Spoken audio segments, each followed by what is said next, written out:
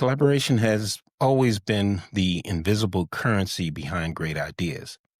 But what happens when collaboration itself becomes the business model?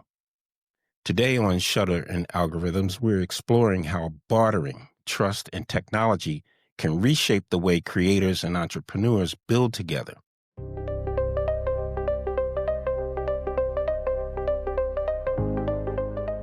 My guest today is Nicole Murphy, founder and CEO of Barter Black, a visionary entrepreneur, inventor, and community wealth strategist redefining what ownership looks like in the digital age. Her story has been featured in Black Enterprise and Voyage Baltimore, and she's preparing to launch her new app in 2026. Nicole, welcome to Shutter and Algorithms. Thank you so much for having me. I'm excited to be here.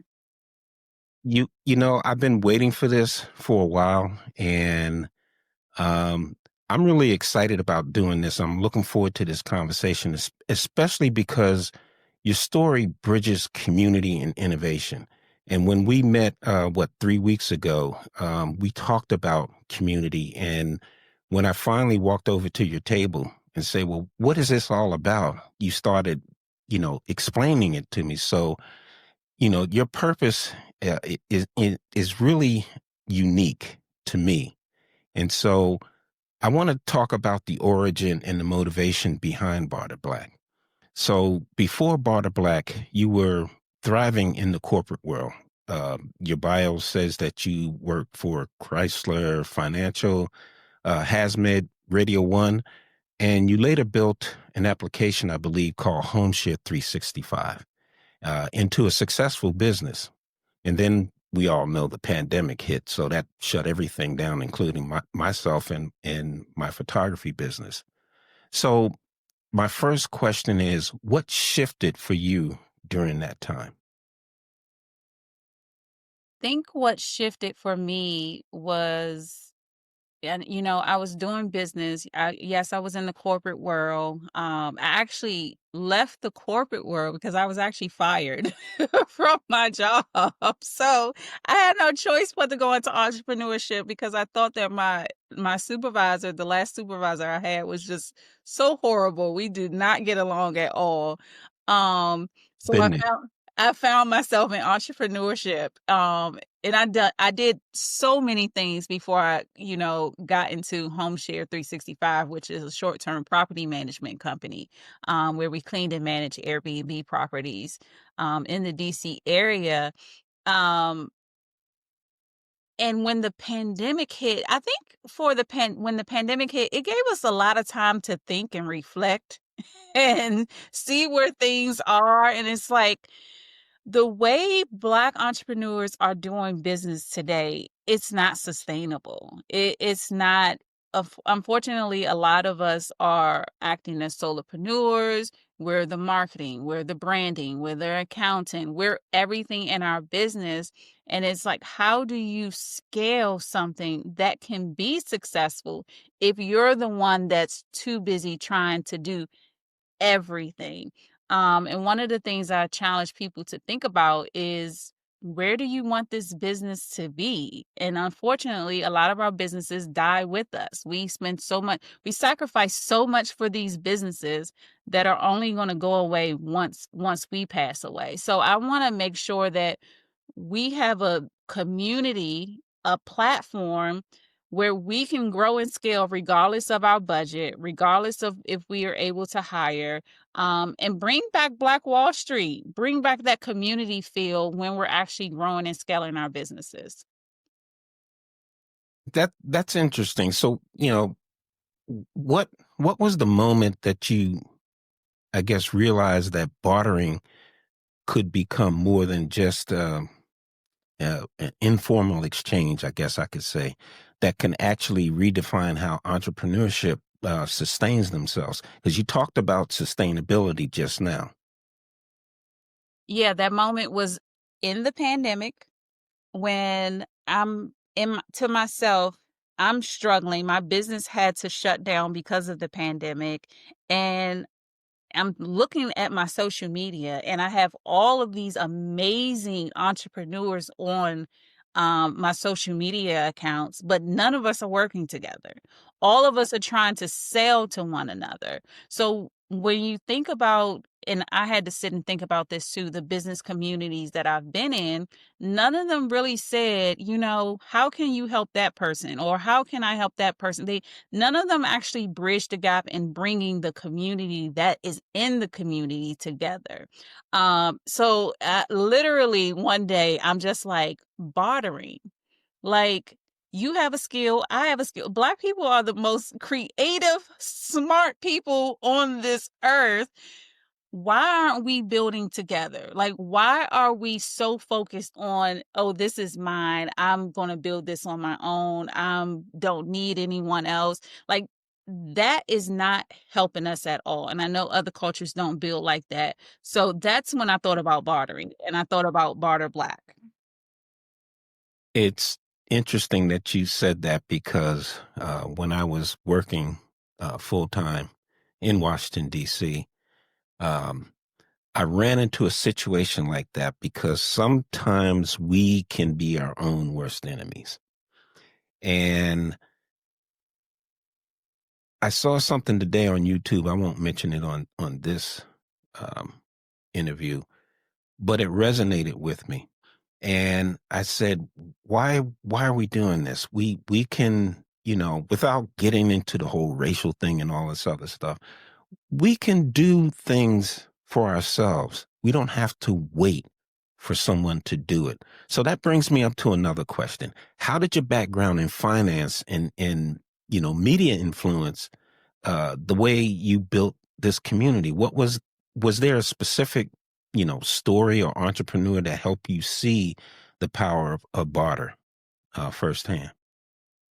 I wouldn't say necessarily someone made me see the power of bar, because one of the things that I do, very I'm very creative when it comes to business. And when I thought of Barter Black, I thought, if I'm building a community where we focus on community helping each other helping each other, then why don't I bring community in to help me build the community? So I would say, especially now, since we pivoted last year to the trade credit business model that we have, we've only built, and we have only been this successful that we are now because of the community. Because I said, hey, you have this skill, can you help me? Hey, you have this skill, can you help me? I think one of our downfalls is that we don't ask for help.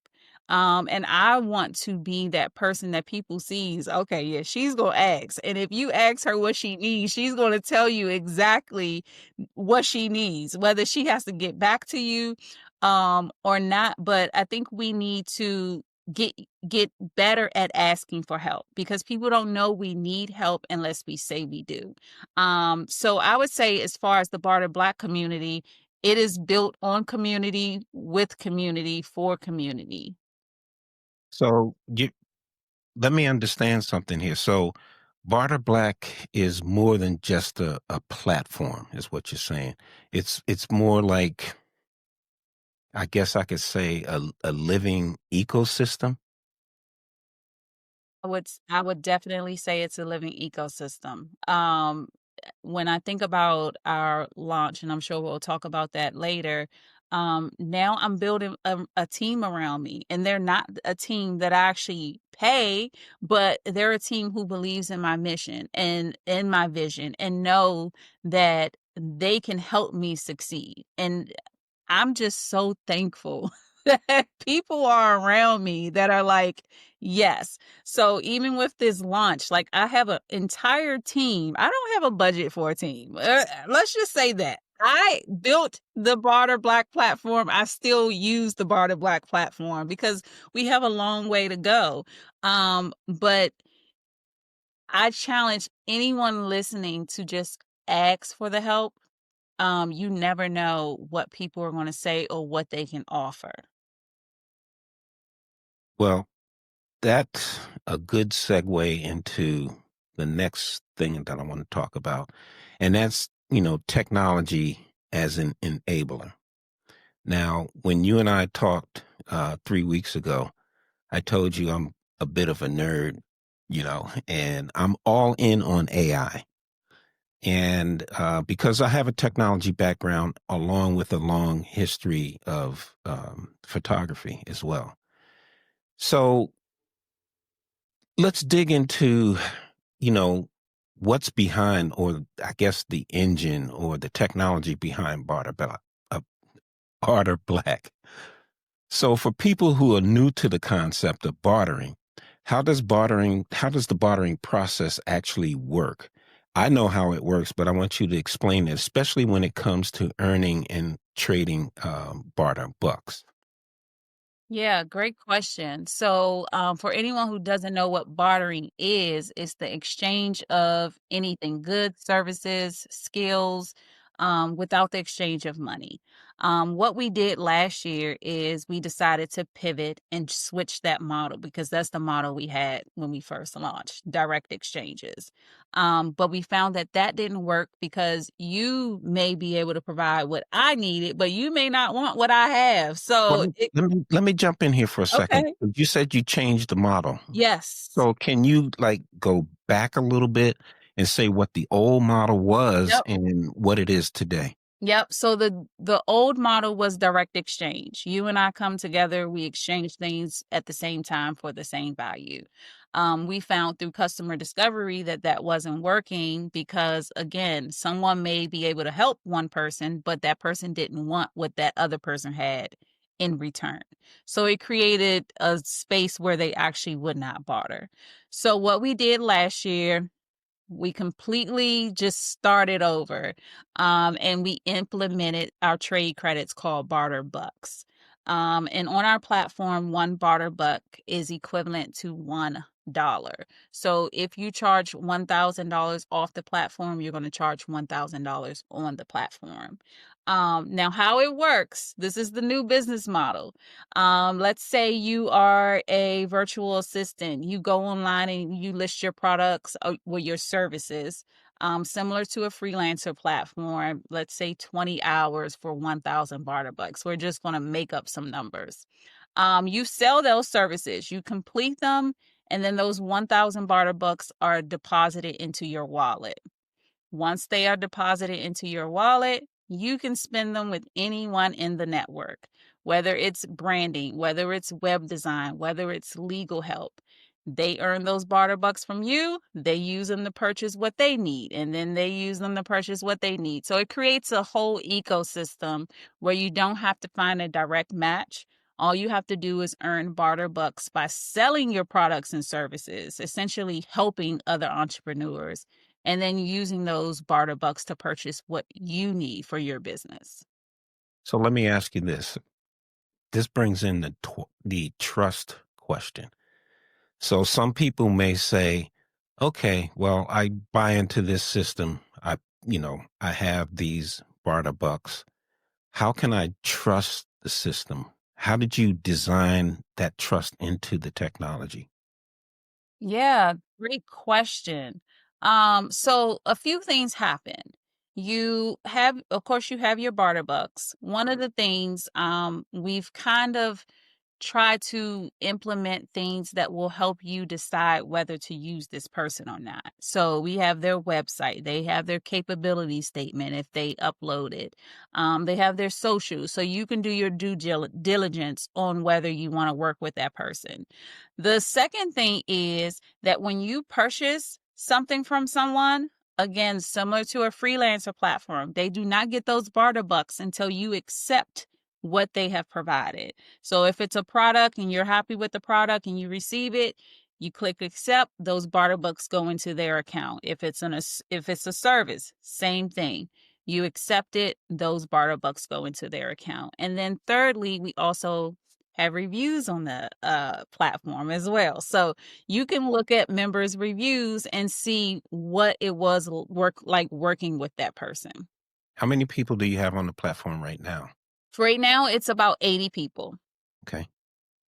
And what's your strategy to increase uh, that number of participation?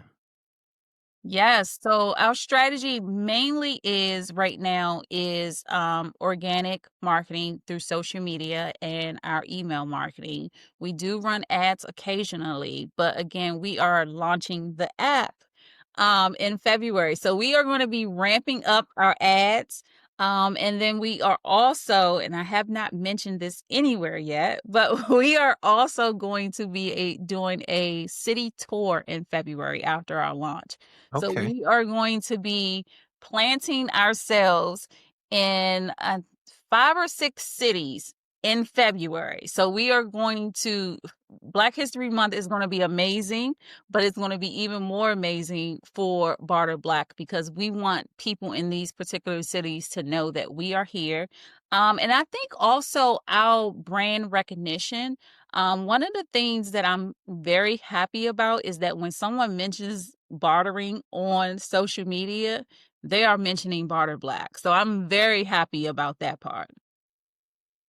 We're going to talk about your app because that was the next question after this one that's coming up.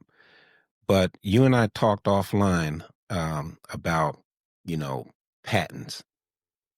And so you hold the design patent for your platform. Why was protecting your IP, your intellectual property, so important to you? Well, I think the first thing for me is that was something when you look back to our ancestors, that was something that was stolen from us. Our inventions were stolen from us, our ideas were stolen from us. So for me, from that perspective, it was very important. And two, I was lucky enough to be around people with patents and trademarks. And I mean, like 50 patents. I'm like, wait a minute, can I get one? So can I be like, I don't even understand how I'm around these people, but I've had the privilege of being around amazing Black inventors. So that motivated me even more. And to be honest, I didn't even know that what I had was patentable. So I ended up going through a process and was told that yeah, we can patent this. And I'm like, okay. I'm like, I'll take that. Um, It's one of those people that surrounded you that held patents. Would one of them kind of instrumental in you seeking out a patent? yeah, I think it was. I think if not, if I wasn't around um people who had already had patents, I probably would have never thought about it, honestly. So that laid way to I want to be in the club. Do you I want to mention one? Can you mention one? Yeah, so I mean, if you James Howard, he has so many patents. I don't even know how what to say. You have Albert White, and forgive me because I am Race for the Net is his book. Race for the Net. He was one of the ones that was instrumental in bringing the internet to us. And we all know, well, maybe not. We all know Lonnie Johnson. He was the one who created the Super Soaker. So think people like that, like I didn't know being that. yeah. So yes, Black inventor. so so being able to be on panels and things with people like that definitely gave me a space to want to. And it's not something that it's like a one and done because I definitely want to build my IP portfolio with patents, trademarks, and copyrights. But it takes money. A But lot of we time. do. I will let me plug this. We do have an IP attorney on the platform, and I actually just used her to file a new trademark last week. So it helps. I'm impressed. I'm impressed. Stay with us. We'll be right back. Hey, Daniel here. Quick break. If something in this episode sparks a question, an idea, or you want to challenge a point, don't keep it to yourself. Head over to shutterandalgorithms.com/voice and drop me a quick voice message. I listen to everyone, and your thoughts help shape future episodes. Jump in, be a part of the conversation. Now back to the show.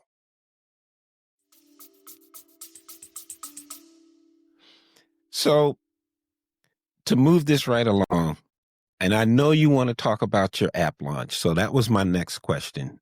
Your mobile app launches, as you mentioned before, in February 2026.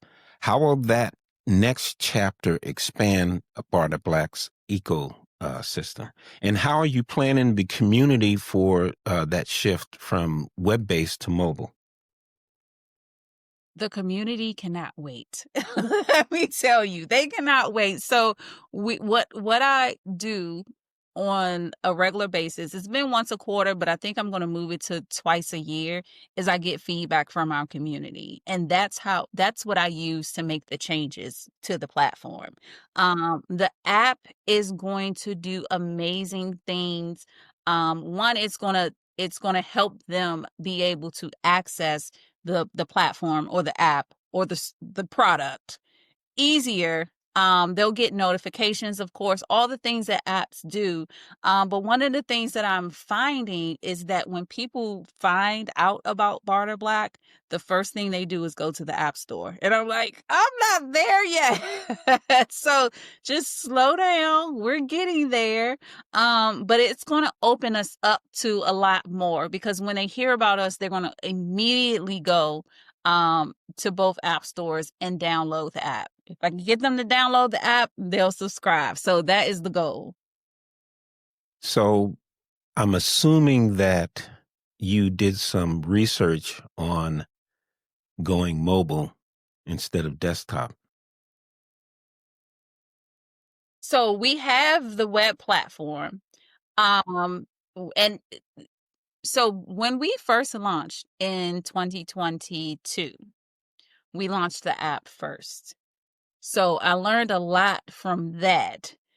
Didn't want to make that mistake, especially with the pivot that we had with the whole business model. I wanted to make sure that the web platform was where it needed to be before we actually launched the actual app again. So yeah, with our developers and researching and input, yes. But I'm super excited to just have that different aspect of Barter Black, where it's easily accessible to it seems weird that it wouldn't be necessarily accessible to everyone on the web, but the app is where it's at. I'm gonna go a little left field here for a minute, because as you were talking, and this wasn't planned, but it just struck something to me. I have one of my sisters. I have a few sisters. One of my sisters is a occupational therapist in Philadelphia. And when I was talking to her, I told her about you when I met you in Baltimore. And she had mentioned to me, because I'm helping her develop something now that she wants to do. She's a certified licensed occupational therapist. And so she wants to start doing online seminars, which she's licensed to do with elderly. And specifically, I believe women 65 plus, if I'm not mistaken. And she mentioned to me, we talked last week about um, she wanted to, and I'm losing my train of thought, um, doing, not for donations, but uh, gosh, it'll come back to me. But when I looked at your website, um, I saw something on there and I said, well, I've got this interview with this dynamic woman. Her name is Nicole Murphy, and it's about bartering. And she said, well, I've done some bartering before. And I said, well, once the episode releases, you need to actually look at it. I'm trying to think of what she's trying to do. She wants to put together oh gosh. um, it's a document that you do when you a grant. Duh. And she said, "Well, I'm not a grant writer." And I said, "Well, neither am I." I said, "There's a distinct process to that." And I said, "Well, I looked on Barter Black's website and I saw grants up there. Speak on that for a little bit." And you're speaking directly to my sister about this one. most most of us are not grant writers. Right. And yes. So one of the things, yes, we are a bartering platform, but we are a lot more. It's a community, and we know that this community is building businesses. So one of the things that we do provide in your membership is a monthly grant list. So I know a lot of people say, well, I don't know where to look for grants, or it's exhausting looking for grants and I don't know what to do. So we do that for you. The grant list is there.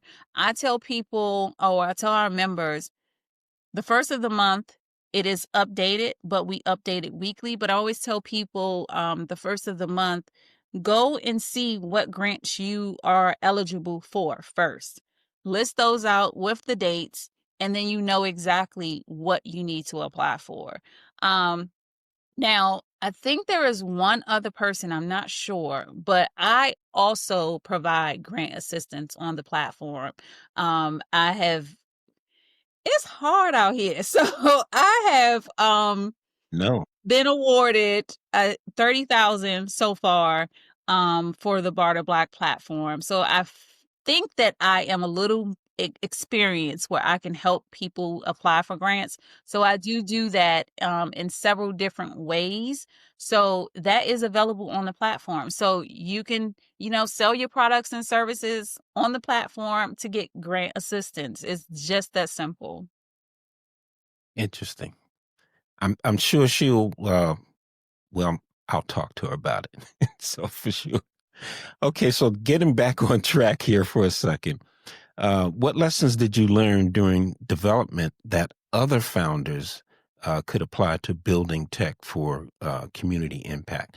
And the reason I'm asking that question is you and I talked 3 weeks ago in Baltimore, and I said, well, I'm developing an app, and it's an app for uh, photographers, videographers, and content creators.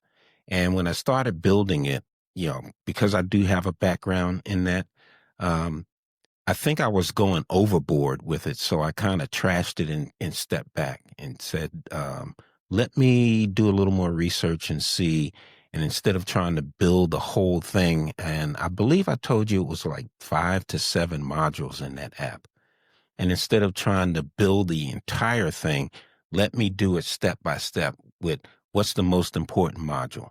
So getting back to lessons learned, that question, what would you say to other founders like me, or especially young people too, because we need to get them on board? Yeah, so several things come to mind. One, I think I told you we launched the app first. I felt like that was a mistake because even though I knew we all know our ideas are going to be amazing, right? I didn't build that community first. That's why this time around, this community is super important to me to make sure that they are involved in everything that I do. So community first. I would say, of course, hire the experts. Like, don't try to do it yourself. Like, just hire the experts because they're going to be able to save you time on those mistakes. And then another thing that you alluded to actually is it doesn't have to be perfect. Like when we launched this second version of Barter Black, I needed to make sure that they got those trade credits in their wallet. They were able to spend them, be able to create that transaction. Very basic, like very basic. I mean, to the point where I was getting messages all the time saying this doesn't work. So, but but very basic, but they bought in, they believed in it. They bought into it. And that's what I mean by when I say they have given me the changes that I needed. And we've done that along the way in this last year. Like the platform was not perfect when it launched at all. So it doesn't have to be perfect, but it does have to be launched. Um, and if you launch it and they love what you actually have so far, they're going to help you build upon it. Okay. And in reading your bio, and I always like to do my homework before I do these things. You said, and that brings us another segue talking about ownership and empowerment. Um, you've said before that ownership was non-negotiable. And what I'd like to know, why was that so central to your mission of Barter Black? What does for us by us look like once you start scaling beyond the early adopters? Yeah, I mean, this that means so much. So it's interesting because um that's wow. So before I even launched Barter Black, I had a I don't even know what I would call them. I don't know if they I don't know if I would call them a venture capitalist fund. Um Maybe they were, maybe they weren't. I don't remember. But they had reached out to basically buy Barter Black. Um them having 51, I'm having 49%. White owned venture capital fund. Um and I had a talk with my family. And I mean, they were selling me dreams and everything. Because back then, I would never do anything like a podcast back then. So they were like, "We can, have a face to the brand, and we can create all of this." And it's like, why did I build this? Or why did I think of this? Or why did I start this? And I didn't start it to um, sell it to people who did not even know our struggle. So that one for start gave me a great example of how quickly our dreams can just, go away. Even though I was not retaining majority of if they were to buy in. So that started my ownership thought. And then two, entrepreneurship wasn't talked about growing up in my household. Everyone had a job. I grew up in Washington, D.C. It was always go to school, graduate, get a good government job. That was it. And I wanted it to be different for my boys, whether they wanted to be entrepreneurs or not. They talk about entrepreneurship all the time, especially the little one. I think that's just ingrained in him. He even asked about 2 weeks ago. I feel like it was after Afros and Audios. When you retire, can I take over Barter Black? And I'm like, absolutely, yes. Um, but I saw in one of the a photo. Um, it was an award ceremony. I think you won an award, and they were with you, yeah, and they had these big Cheshire cat grins on their faces.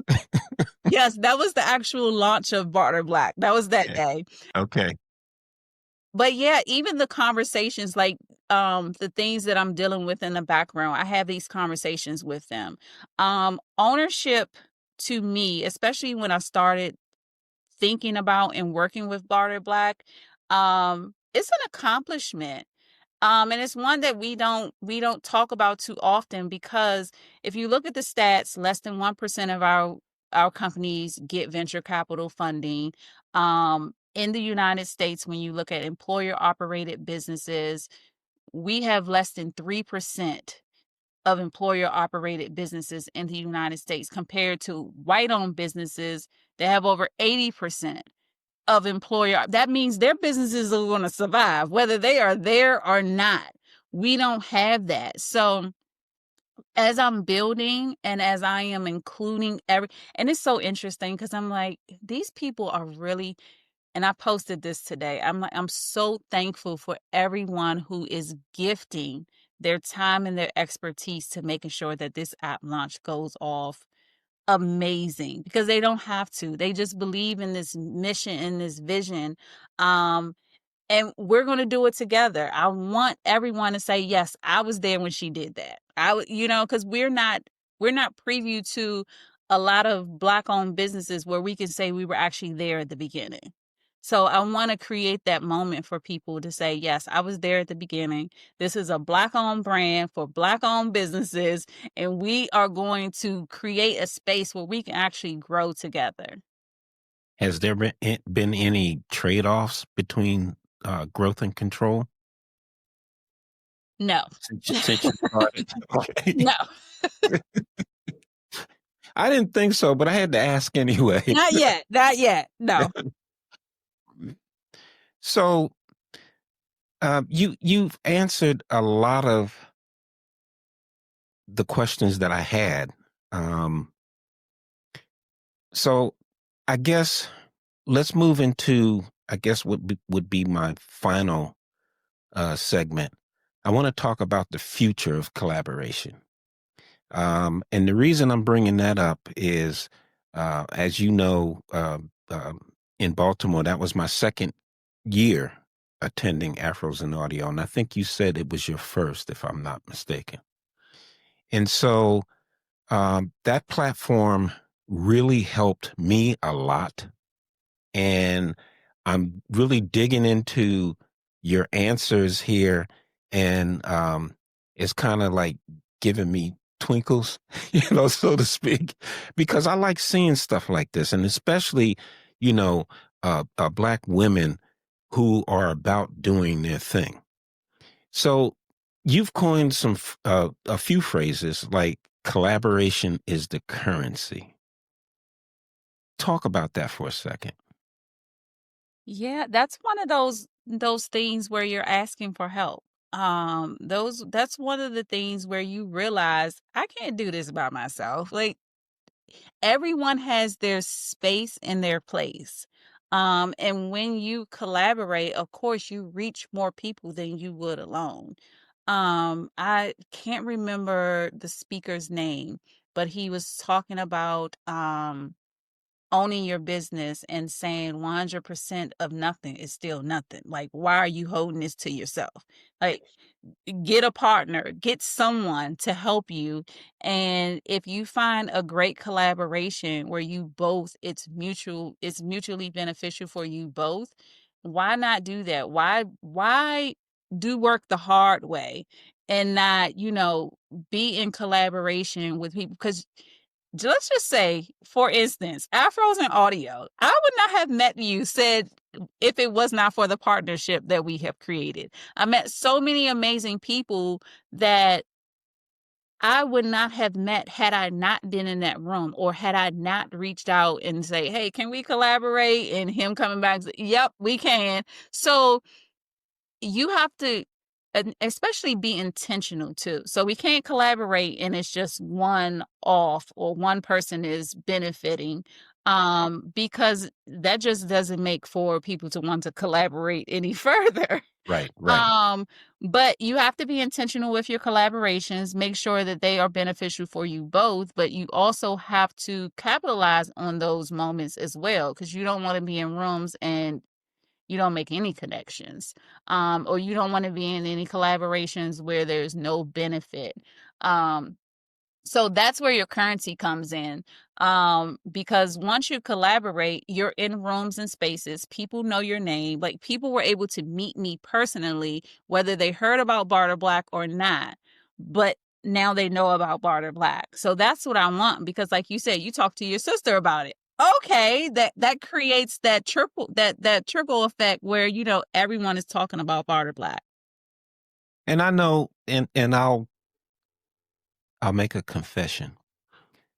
When I was talking with you, I didn't pay attention to what you had on your table. I knew you were a vendor.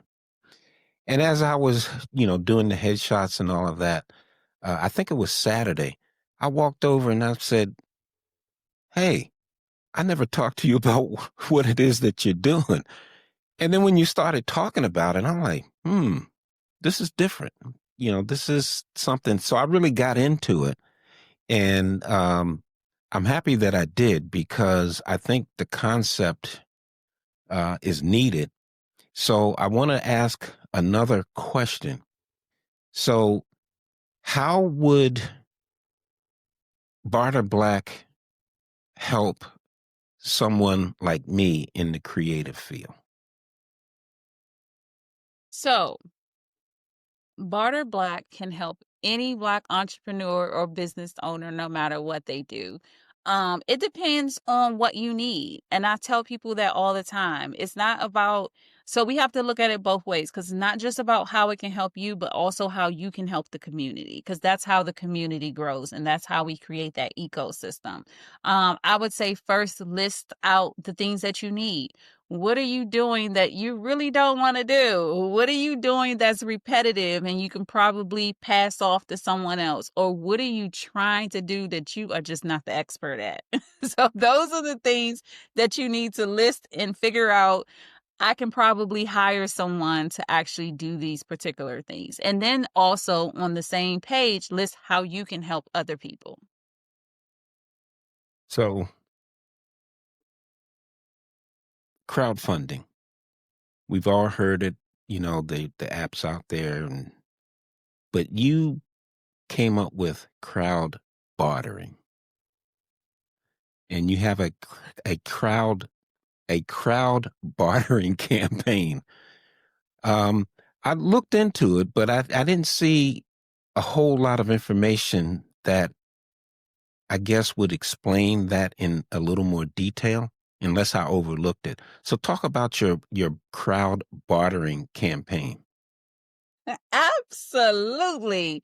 So of course, we've all heard about crowdfunding. I have this campaign, and I need funding, and you are going to give me funding for that. In exchange, you get rewards. There's certain type of rewards that you get for contributing financially. Um, I realized because Black entrepreneurs receive less than 1% venture capital because we can't just go to our family and say, can you cut a $20,000 or $100,000 check? That I had to get creative. And I am building a bartering platform. So let's get super creative. So the crowd bartering campaign is you contribute your skills and your expertise to me in exchange for rewards still. It's the same exact thing. Instead of contributing financially, you're contributing your skills. And I can give you examples now. So we officially launched it, I think October. So I have in that crowd bartering campaign, we have different people doing different things because there is a lot of work going into launching this app. um, so similar. So we have one person scheduling all my podcast. I don't have to worry about that. She's contributing to the crowd bartering campaign, which is taking something off of my plate, and she gets rewards. I have someone creating all our campaign graphics. I recently talked to someone about being our public relations person. They're contributing these are experts that are contributing their skills, and in exchange, they'll get things like um, free membership. They'll get extra barter bucks. They'll be able to be announced as a sponsor for the app campaign. So that is how the crowd bartering campaign works. Okay, so that is going to bring me into something. Um, I'm not going to call it controversial, but we all know what AI is doing right now. AI is here. And as I mentioned earlier, um, that I'm all in on the AI because I have a tech background. So, how do you see AI or automation strengthening the kinds of community driven economies that's more focused on Barter Black? And the second part of that question is what can younger founders or creators learn from your model about redefining value in collaboration? Yeah, I see AI as definitely enhancing the Barter Black platform, whether it's creating listings or matching people together or just automating a lot of things, making it even better. As far as this new generation, I think they need to tap to their friends. Most likely they're friends right now because they like the same things. So it's great for partnership. It's great for saying, you do this, you do this, you do this, you do this, instead of saying, oh, I'm creating this business and I'm not including anyone. I think they do a lot of things together, especially with the streaming and all of these other types of things, that if they realize that their community, their friends are basically their collaborations, their partners, they can definitely, whether it's a business, whether it's a hobby, whether it's whatever they want to do, they can definitely tap into who they have around them now, especially college students. I think that's a perfect place to, like, especially start a business, because you have so many people in different, I think every friend of mine in college had a different major. So everyone had a different expertise that they could use. So we've been on for a while, and I can actually talk to you for another 2 hours, but I'm sure you have things to do, and so do I. So before we wrap up, is there anything that we didn't touch on that you'd like to add? Something you feel is important to the listeners to understand about collaboration or about Barter Black? Yeah, the one thing that I would say is, if whether you're starting a business, thinking about starting a business, or you already have a business, go ahead and write down a list of people who would be great to work with. Um, Especially if you are operating as a solopreneur. I would tell anybody going into a business to go into it with someone. Do not do it by yourself, because it's not for the weak. And it just makes more work than it really has to do. And then for Barter Black, I think Barter Black is the platform that, if you have a business already, it's a platform that you needed when you started your business. It is a community of Black entrepreneurs who are willing to exchange their skills and their expertise, to help you. So I'm excited about that. I'm excited about the launch in February. Definitely stay tuned to all the events that are happening. And I cannot wait. Well, neither can I. And I want to make sure that you and I stay connected. Um, and when you launch the app, I want to bring you back on to the show, and we can talk about just the app at that particular time. So I want to go ahead and wrap this up, because conversations like this show how collaboration can really reshape our world. So I'm asking the listeners and the viewers, if this inspired you, visit to learn more about Nicole's community and vision, and sign up for the Barter Black app waitlist ahead of the 2026 launch. And if you know another creator or entrepreneur who believes collaboration is the future of business, share this episode with them. That's how together we keep this conversation and collaboration growing. For links to Barter Black and related resources, check the show notes if you're listening on audio, or the description below if you're watching on YouTube.